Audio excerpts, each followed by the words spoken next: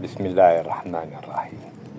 الحكاية: كانت قائمة لم تكن نائمة، جاءها الوحش هائمة مكشرا عن أنيابه فنهشها.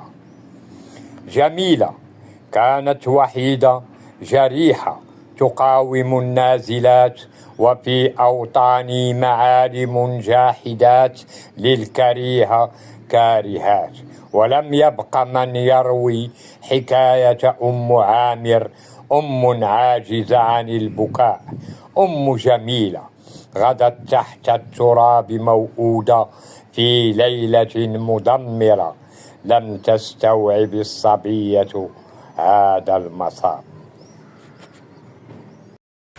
في تلك الليلة البارحة والعالم شهيد، من نام أفاق، كان الرعب شديد فأطبق الوجوم، جاءها الوحش بالهجوم فدمر أباد ولا زال يدمي المكلوم. في تلك الليلة شحدت النصال ودنت الآجال، فكان الرهان أني صاحب الكأس، ومن يشرب منها يلقى الهوان.